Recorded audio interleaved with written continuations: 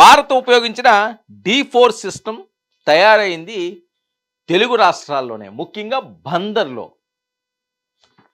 D4లో ప్రధానమైనవి రాడార్లు, లేజర్లు, electro optical systems D4లో ఉండేవి. అయితే డ్రోన్లను శత్రువుల గగనతలం వైపు పంపేటప్పుడు, డ్రోన్లు ఏవైతే శత్రువులు ఉంటాయో అది ఎయిర్లోకి పంపించేటప్పుడు GPS ద్వారా ప్రోగ్రామ్ చేస్తారు. అయితే పాక్ డ్రోన్లను తికమక పెట్టి కుప్ప కూల్చిన భారత్ D4 వ్యవస్థ.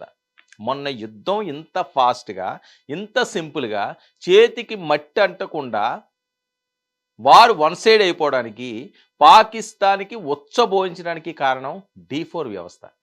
ఆ వ్యవస్థ మన బందర్లో. ఇక డ్రోన్లను శత్రువులు గగనతలం వైపు పంపేటప్పుడు GPS ద్వారా ప్రోగ్రామ్ ఉంటుంది.